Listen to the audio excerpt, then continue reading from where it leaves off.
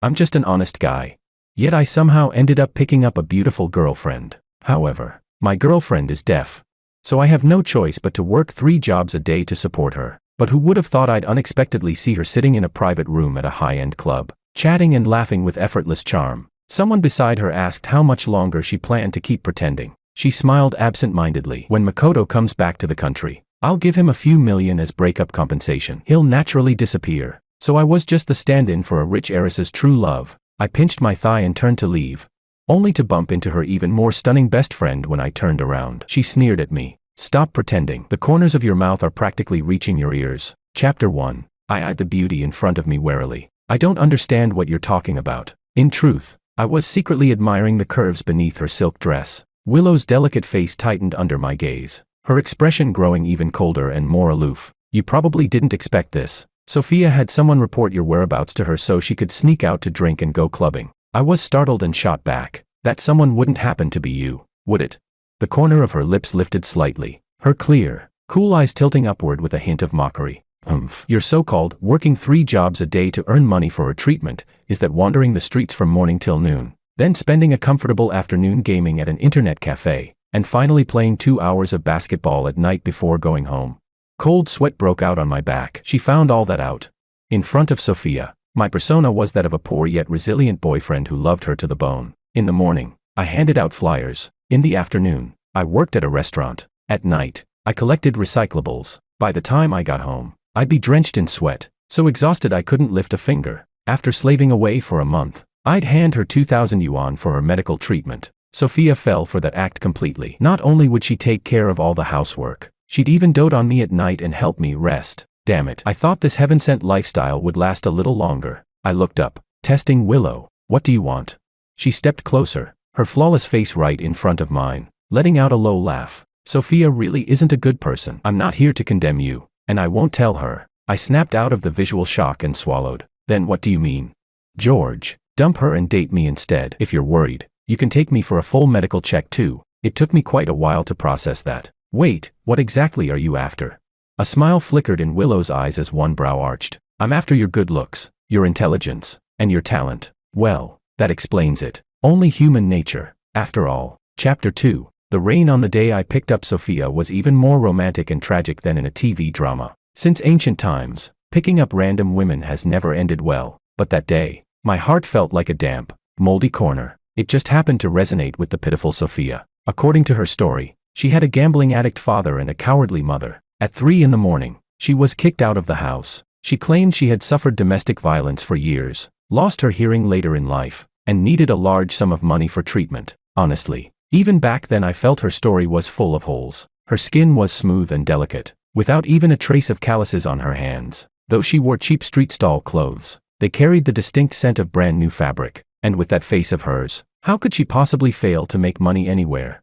At worst, she was a fallen rich heiress down on her luck. But what can I say? I'm just an honest man, one willing to hit, one willing to take it. I half reluctantly, half willingly started dating her. On the very first day we got together, I took her to the hospital for a full checkup. That very night, I even used a flashlight to inspect every inch of her body. Sophia's body was tense, blushing. She typed on her phone to ask what I was doing, obviously checking whether you had any diseases. After confirming everything again and again, I bit down on her lips. I whispered countless dirty lines into her ear. After all, she couldn't hear them anyway. Her body was stiff as a board, the tips of her ears down to her neck flushed bright red. That night was wild, an excellent experience. From then on, it became me handling things outside while she managed everything at home. The truth was, I actually had savings and had even bought an apartment. I started drawing original comics in college and gradually gained some recognition. After they were adapted for film and television, I made quite a bit of money. But wealth shouldn't be flaunted. I told no one. Even my parents thought I was barely scraping by. Sophia had clearly approached me with some ulterior motive. I treated it as a mutually beneficial exchange. But if she wanted me to give more, not a chance. After all, neither of us was exactly a good person. Chapter 3. By the time I got home, it was already late at night. The moment I opened the door, Sophia threw herself into my arms, wearing the loungewear I bought for her. Her eyes were red as she held up her phone. Why didn't you answer your phone? Do you know how worried I was? I was exhausted all over, lifting my lifeless eyes to scrutinize her. Her expression gradually turned confused, and she typed again. What's wrong?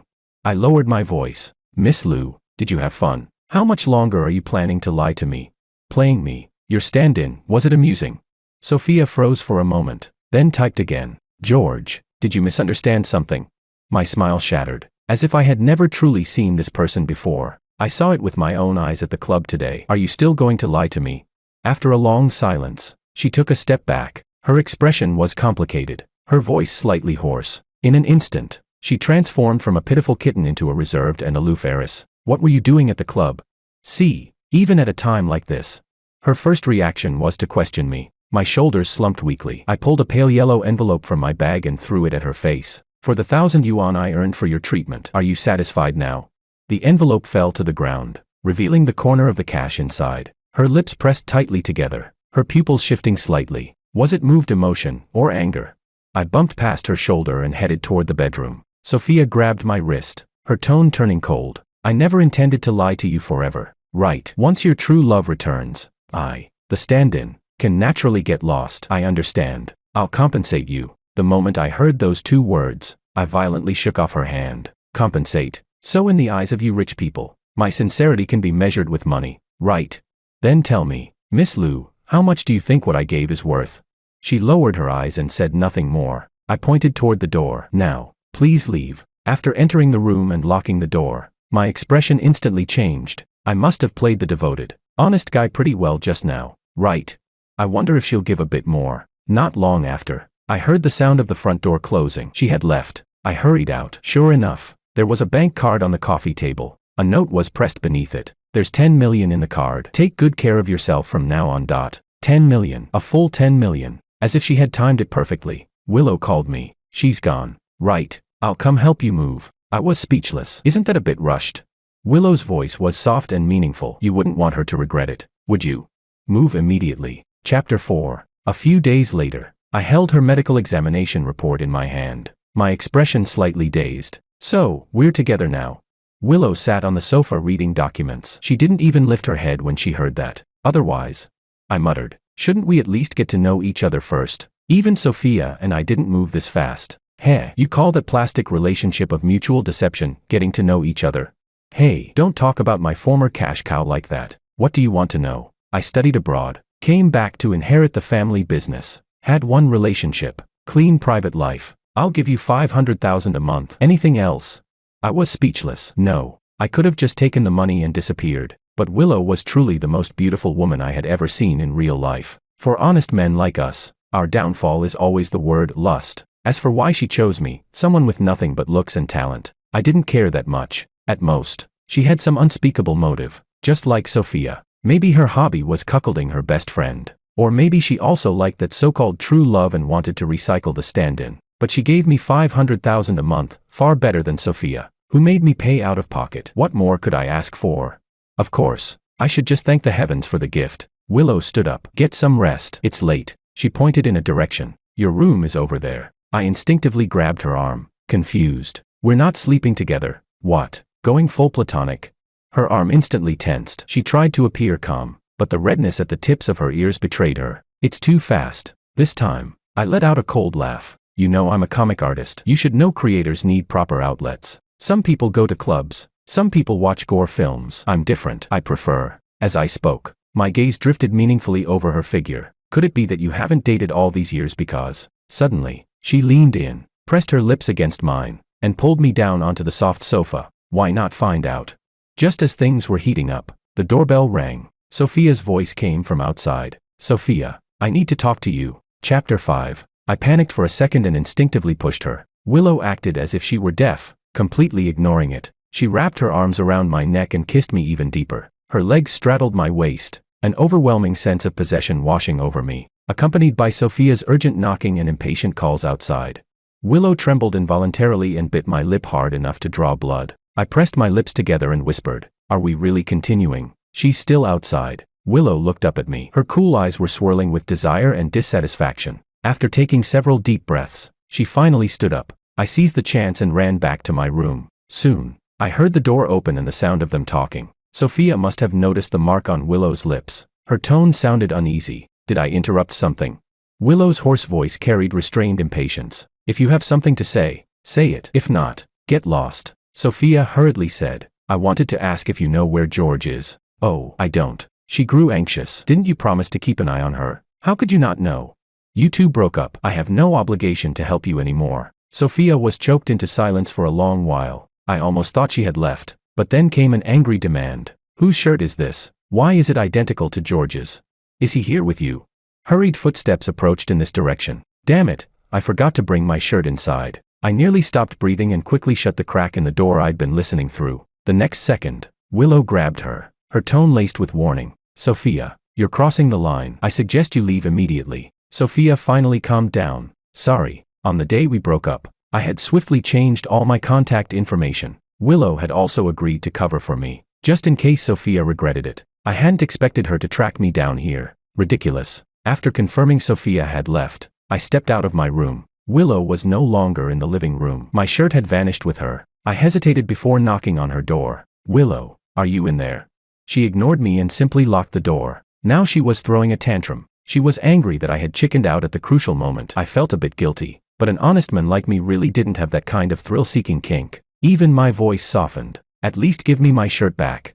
Soon, I heard the sound of the shower running inside. As my thoughts wandered, my cheeks gradually heated up. Back then, I had accidentally run into Sophia and Willow talking. When I asked about it, Sophia had lied, claiming Willow was a model trying to persuade her to go into the industry with her. Sophia said she had firmly refused, her kitten-like eyes glistening as she asked me for a reward. Naturally, I rewarded her thoroughly. Lost in the moment, I had caught a fleeting glimpse of Willow's breathtaking profile. Honest as I was, I had thought that once I broke up, I'd go to the club and persuade her to turn over a new leaf. Coming back to my senses, I slammed my fist against the door in frustration. It was all Sophia's fault. Chapter 6. I had a whole night of indescribable dreams. I walked out of my room the next morning with dark circles under my eyes, yawning non-stop. To my surprise, a lavish breakfast was already laid out on the table. It was clearly freshly made. I looked at Willow in astonishment. She was fully dressed, sitting there calmly drinking soup. She could cook. We tacitly avoided mentioning what happened yesterday and finished breakfast in silence. Just as she was about to leave, I suddenly spoke up. Where's my shirt? Willow stiffened, her gaze flickering for a brief moment. It was old. I threw it away. My eyes widened. Are you serious? I've worn it for years and never thought it was old. She lacked confidence now, her voice even sounding somewhat meek. I'll buy you 10 more. I felt slightly annoyed and looked up at her in dissatisfaction. But when I saw the redness at the tips of her ears, an idea flashed through my mind. I let out a wicked chuckle. I've heard that when a girl wears a guy's shirt, it's extra tempting. You didn't keep it to wear for me, did you?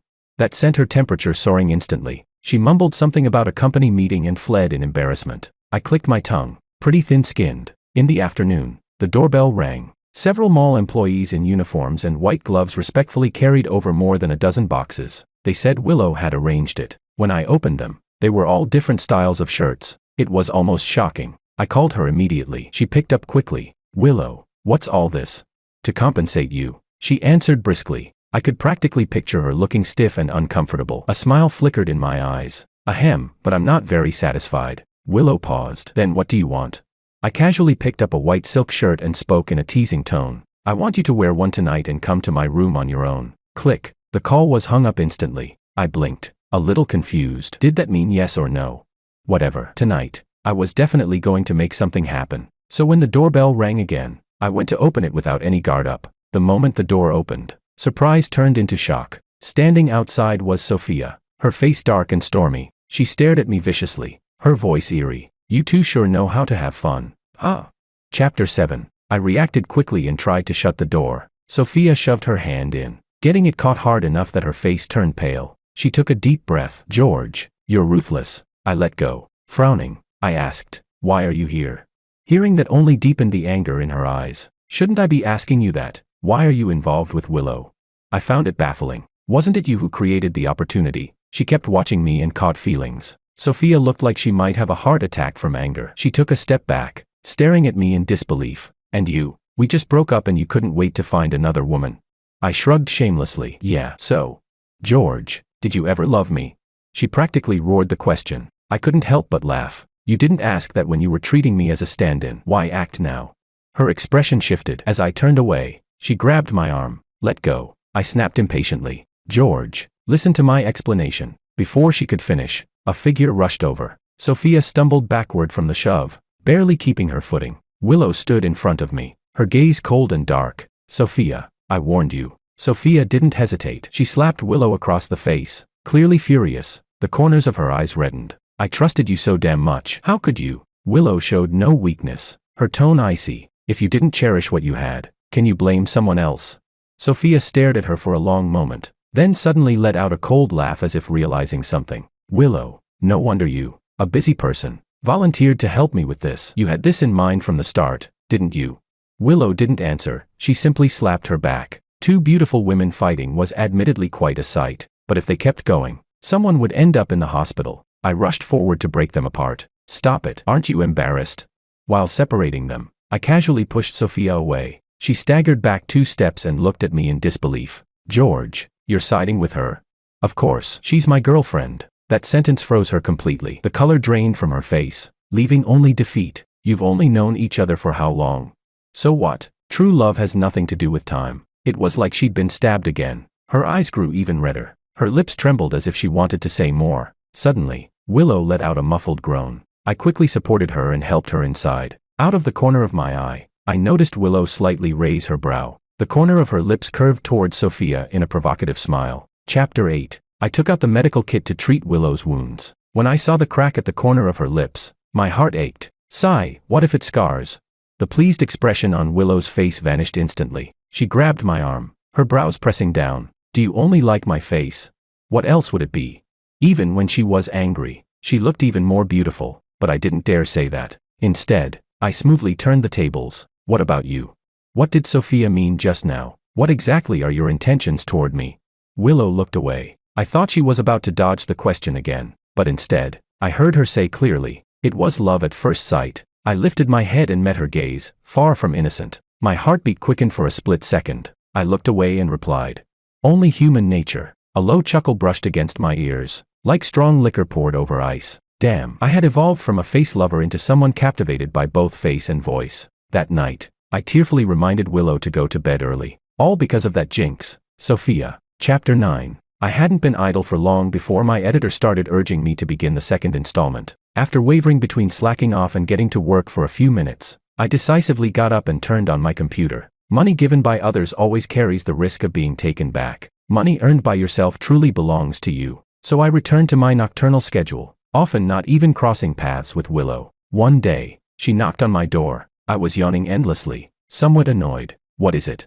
Willow stood there, her figure graceful and striking, a white dress accentuating her tall, refined elegance. Just standing there, she looked like a protagonist stepping out of a comic, but I merely glanced once before looking away. The exhaustion from work had long replaced any worldly desire. Even if she stripped bare in front of me right now, I would probably just drape a coat over her and tell her to take her madness elsewhere. Willow lowered her eyes at me. "Are you drawing the second part of Curved Blade?"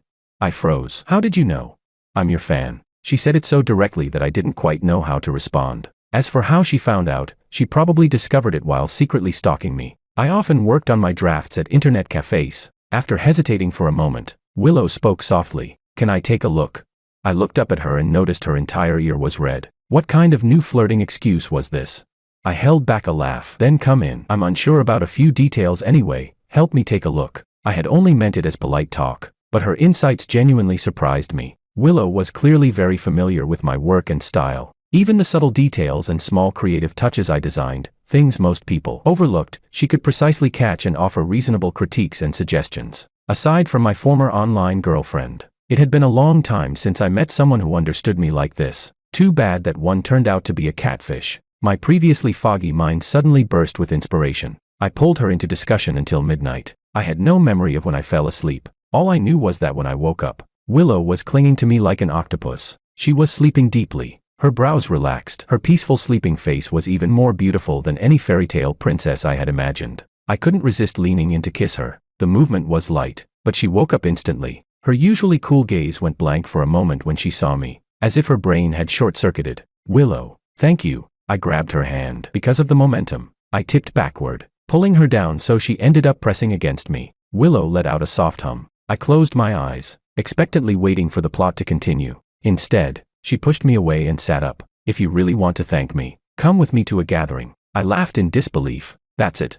Chapter 10. On the day of the gathering, Willow brought me to a familiar private room in the club. My feelings were complicated for a moment. They became even more complicated when I saw the man in the center who looked 60% like me. Sitting beside him was my ex-girlfriend, Sophia. She swept a cold glance at me, but the moment she turned to the man, her expression instantly softened. The man had fair features and an elegant, gentle temperament. He treated everyone with refined courtesy. Even toward me, the former stand-in, he remained perfectly polite, without the slightest trace of sarcasm. When others cast curious looks my way, he even stepped in to ease the tension for me. "Hello, George. I'm Makoto. You must be Sophia's boyfriend." Truly impressive. He raised his glass to clink with mine. Sophia stopped him gently and said in a soft, doting tone, "Makoto, drink less." But Makoto turned and rolled his eyes at her. "Who are you? Since when do you get to manage me?" Sophia froze in embarrassment, her face dark as the bottom of a pot. I couldn't help laughing out loud. She snapped her head toward me and glared. A few minutes later, my phone vibrated. Somehow, Sophia had gotten my new number and sent me a message. "What are you laughing at? Look to your right." On my right sat Willow. When I looked over, her gaze was resting gently on Makoto. Someone had placed a shrimp in his bowl. Willow casually and naturally picked it out of his bowl. "Sorry, he's allergic to seafood." No one thought it strange. It was as if this had always been their dynamic. Noticing my stare, she asked without any awareness, "Do you want it?" The air suddenly felt suffocating. I shook my head and looked down at the message again. It seemed I truly couldn't laugh anymore. Chapter 11. I made an excuse to go to the restroom. As soon as I stepped out, I ran into Sophia. Her slightly hoarse voice sounded near my ear. "George, do you really think Willow approached you without a purpose? Look up, look ahead." On the empty terrace, only Willow and Makoto stood together. They looked at the night view side by side, occasionally turning to glance at each other. The stars and night breeze were mere decoration. The intimacy in their eyes needed no explanation. "She's the one who cares about Makoto the most. She brought you here so you'd face reality. You're just a stand-in." My throat felt dry. "Sophia, what are you trying to say?" She paused. Her slender, fair fingers turned my face toward hers. Our eyes met. Every emotion was laid bare. Sophia's expression darkened instantly, a hint of panic surfacing. "George, don't tell me you've actually fallen for Willow." I shook off her hand. "What does that have to do with you?" She let out a cold laugh, though bitterness flickered in her eyes. "We were together for nearly 2 years. How long have you two even been together? How can you not feel even a trace of attachment toward me? George, do you even have a heart?" Sophia stepped closer, almost grinding the question out through her teeth. Her once obedient, clear kitten-like eyes were now an unnatural red. I scoffed, looking at her with ridicule. "What's there to miss about a relationship built on lies? Stop pretending. We both got what we wanted. No one gets to condemn anyone, okay?" She froze. For a split second, her swaying figure looked like an abandoned animal, on the verge of collapse. I stepped past her, about to leave, but Sophia grabbed me again. A scorching tear slid down onto my arm. "George, I miss you. Come back, okay? I'll give you money, any amount. Just don't be with her." I said nothing. I shook off her hand and walked away. Sigh. When would she understand? I'm not that desperate for money. I'm just hopelessly shallow. Chapter 12. When I realized I had started looking forward to chatting with Willow, not just craving her body, I grew troubled. Once feelings got involved, our mutually beneficial arrangement would no longer stay pure. Should I continue or retreat? Today, Willow made the decision for me. Maybe Sophia was right. Maybe she had brought me there as a warning not to fall for her. No wonder she wouldn't let me touch her. Turns out she was saving herself for her true love. After we got back, I claimed I felt dizzy and went to my room early. Soon, Willow knocked on my door. She had made me a sobering soup. "Drink this before sleeping. You'll feel better." I nodded and finished it in one go. "Thanks." She didn't move for a long while. I couldn't help glancing at her. "Is there something else?" Her lips pressed tightly together, brows unconsciously furrowed. It seemed she had mustered up courage for a long time before asking, "Why did you drink so much today?" My mind instantly turned into chaos. I didn't know how to answer. When I lowered my gaze, her slightly cold voice sounded beside me. "Was it because of Sophia?" "You're overthinking it," I replied. Willow was clearly dissatisfied with that answer. She picked up the bowl and turned to leave. That was how she showed she was angry. The best solution would have been to chase after her and coax her. But when I came back to my senses, I was startled. Since when did I understand her so well? Still, I didn't move. I wrapped myself tightly in the blanket and slept peacefully. I had already bought tomorrow's ticket to leave. There was no need to explain anything further. When I woke up, Willow was indeed nowhere to be seen. But breakfast was still warm in the kitchen. Heartless as ever, I finished eating and left her a note. I only dated you because I thought you were a model. Turns out you won't even let me touch you. Boring. Let's break up. Willow didn't seem like the clingy type, so I boarded my flight with complete confidence. The moment I landed, I saw someone I thought I'd finally escaped from. Chapter 13. Are you stalking me?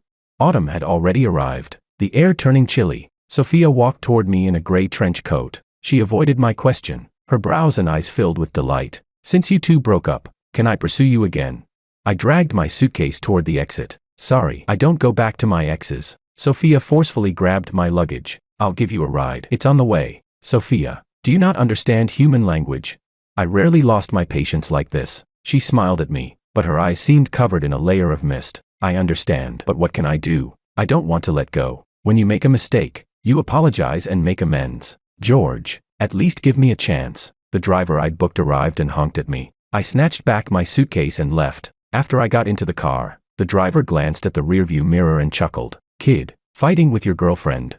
I looked back. Sophia's car was chasing right behind us. Suppressing my irritation, I said, ex-girlfriend, still harassing me after the breakup. The driver immediately grew serious. No worries. Trust my driving skills. I'll shake her off in minutes. The next second, I was thrown backward in my seat. The car shot forward, weaving through streets and alleys, turning corner after corner until we finally lost her. By the time we reached the guest house, I nearly threw up. The driver proudly thumped his chest. Mission accomplished. With a pale face, I gave him a thumbs up. Thank you, sir. This small town was a niche travel destination I'd researched for a long time. It was off-season now, yet the scenery was beautiful, perfect for staying a while. Over the next few days, I wandered around the town. My whole body felt warm and relaxed. Passing by a milk tea shop, I noticed it had far more customers than the others. I walked over and locked eyes with Sophia, who was wearing the shop's employee uniform. I was speechless. So it wasn't that the milk tea tasted good. It was that the staff was pretty. She froze for a second, then her face lit up with joy. What would you like to drink? For a moment, I felt dazed. It was as if I saw the old her again, obedient, well-behaved, always brimming with enthusiasm. I looked away and turned to leave. Chapter 14. From that day on, I saw Sophia everywhere, handing out flyers in the morning, making milk tea in the afternoon, volunteering in the community at night, even picking up trash. Wasn't she copying my old persona? She wiped the sweat from her forehead, breathing slightly hard. So this is how hard you had it back then. I'm sorry. I glanced at her, my tone light. It wasn't hard. Under her complicated and moved gaze, I smiled faintly. After all, I never actually did any of that. Sophia's face filled with question marks. After that day, I stopped going out. When I woke up and headed downstairs for breakfast, I accidentally knocked off a new tenant's sun hat at the corner of the stairs. I quickly picked it up. Sorry about that, George. His delighted voice made me freeze. I looked up at him and went numb. Wasn't this supposed to be a niche tourist spot? Why was everyone I knew here? Makoto was enthusiastic and insisted on treating me to a meal. Didn't expect to run into you here. What a coincidence. Came alone. I felt awkward and answered vaguely before changing the subject. You here alone too? He scratched his head, lips pressing together shyly. No, I came with my fiancé. For a moment, my breathing stalled. Our seats were by the window, overlooking the street. Makoto pointed at a pastry shop. She's buying snacks for me over there. I followed his gesture. It was a beautiful, unfamiliar woman, carrying bags full of food, smiling gently. Then you and Willow. Before I realized it, the question had already slipped out. Makoto's eyes widened. Wait, you didn't misunderstand something, did you? Willow is my cousin. Didn't she tell you? I peacefully closed my eyes. All Sophia's fault. Chapter 15. That night, Sophia knocked on my door. George, let's talk. There's nothing to talk about. Fine, then I'll just sit here and not leave. After half an hour, she really showed no intention of leaving. I finally lost my patience and flung the door open. What exactly do you want? She was sitting on the floor, arms wrapped around her knees, paired with those bewitching kitten-like eyes. She looked pitiful beyond words, just like the day I first picked her up. Sophia reacted quickly and squeezed into the room. She hugged me tightly. George, let's get back together. Okay. At first I did treat you as a stand-in, but you and Makoto are completely different. I never truly saw you as him. Makoto said he looked down on me. He said what I did disrespected both you and him. He told me to ask my own heart. My heart tells me I fell for you long ago. I just refused to admit it. I was wrong. Can you forgive me this once? The more I struggled, the tighter she held me. Her burning breath clung to my skin. She played the innocent prey, luring me step by step. Gidge, didn't you like my body the most? You can do whatever you want, just don't leave me. Her soft, Seductive voice lowered gradually. She took my hand and guided it toward her chest. Then further down. I was stunned. Since when did Sophia become so bold? Before I could react, a familiar figure rushed in. Sophia was shoved back again, stumbling hard. Willow looked at her coldly. Wouldn't it be better to disappear quietly once you faded out? How did you even find this place? Heh, petty tricks are all you're capable of. You think deliberately making George misunderstand my relationship with my cousin would let you sneak back in? Dream on. I looked at Willow. She seemed slimmer these days. Her white dress was wrapped tightly around her, but during the scuffle, the lace edges of her lingerie briefly showed. Sophia's face darkened as she cursed. Who the hell are you dressing like that to seduce? Willow didn't get angry, she smiled instead, even lifting her brow as if showing off. Didn't you say I was a model? I'm just doing what models do. Sophia took a deep breath, furious. Have you no shame?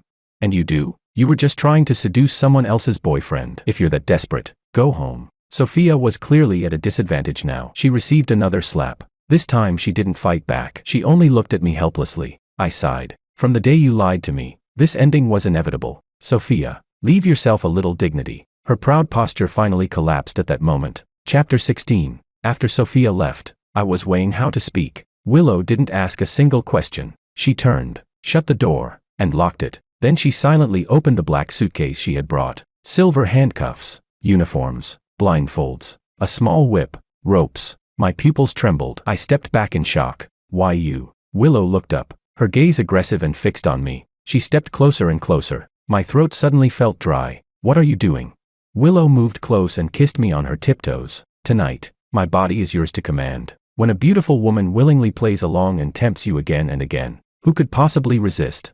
I decided to follow my heart and pulled her into my arms. All the pent-up frustration and longing dissolved into a wild, lingering kiss. Desire fell like spring rain, steady and unending. As night deepened, the rain grew heavier, tirelessly beating against the windows. Turns out, suppressing things for too long really does cause problems. The tide surged again and again against the shore. We nearly went on until dawn. When my head finally touched the soft pillow, I was drifting into sleep, but I didn't forget one important thing. Willow, can you tell me about your first love? Her hand paused in my hair. Her voice still carried a faint huskiness. He said I was a liar, so he dumped me. Willow buried her face in my neck, her voice muffled. I've never seen someone so unreasonable. Being born into a good family wasn't my fault. My feelings were complicated, half amused, half inexplicably sour. Chapter 17. Makoto is also a comic enthusiast. The reason he and Willow are so close is because they share the same hobby. He even told me that he had known about me for a long time, long before now. Back in my freshman year, I had an online girlfriend. My drawing style was still immature then, but she was my die-hard fan. After we added each other, we chatted every day. When you meet someone whose thoughts and soul align with yours, it's hard not to fall for them. Naturally, we got together. The day she suggested meeting in person, I learned about her family background. A wealthy family in a city, studied at a prestigious university abroad, planned to return home to inherit the family business after graduation. Especially when she mentioned her grandfather grew tea leaves and wanted to send me some. I instantly snapped out of it. Wasn't this obviously a tea scam setup? First, what rich second-generation heir has nothing better to do than start an online romance? Second, the selling tea scam routine had been talked about to death, so I broke up with her, claiming I had to return home to mourn and observe 3 years of filial piety. Then I blocked and deleted every contact method she had. Who would have thought my online girlfriend was actually Willow? Makoto said he teased Willow about it for a long time. Yet after all the twists and turns, we still found each other. Looking at her leaning against my chest, I asked, "Why didn't you tell me earlier?" Willow was silent for a moment. "I knew you were only attracted to my body. I wanted you to get to know me. Trust me, little by little. George, we have a long time ahead of us. There's no rush. I love you." She kissed my cheek reverently. My eyes felt slightly warm. Dawn broke. I reached out and pushed open the window. The rising sun leapt from behind the mountains, slowly climbing upward. This was the first sunrise we watched together. In the future, there would be many more. Chapter 18. After returning to a city, nothing had changed, yet everything felt different. For example, Makoto and I became good friends. For example, Willow and I went from 2 rooms to 1. Sophia never disturbed me again. She joined the company on her own initiative, shedding her former aimlessness and becoming mature and steady. Whenever her recent situation came up in conversation, Willow's gaze would carefully scan every inch of my face, not missing even the slightest micro-expression, afraid I might show a hint of nostalgia. especially on the day I proposed to Willow. Sophia sent me a message. If you regret it, I can crash the wedding anytime. Willow went to give Sophia another slap. Yet it still didn't completely ease her insecurity. Amused, I turned her face toward me, though she tried to act indifferent. Don't worry. From the moment we broke up, I was done with her. Willow looked at me suspiciously. Even if she stripped and stood in front of you right now, you'd turn and walk away. My speechlessness was misinterpreted as guilt, so I picked her up over my shoulder and carried her toward the bedroom. We went at it back and forth the entire night again. The next morning, she faced away from me, her long dress wrapped tightly around her, as if she hadn't been the one who lost control the night before. Looking at the bite marks on my chest, I protested weakly. Are you a cat? Why are you biting? Willow glanced at me sideways. Of course, if I don't mark my territory, what if some shameless vixen takes advantage? I wrapped my arms around her waist from behind. Willow, I love you. Her body stiffened instantly at those words. All her anxiety and insecurity slowly melted away. Willow turned and threw herself into my arms. She buried her face in my neck and inhaled deeply, almost greedily. After a long moment, I heard her whisper a single word into my ear. Meow.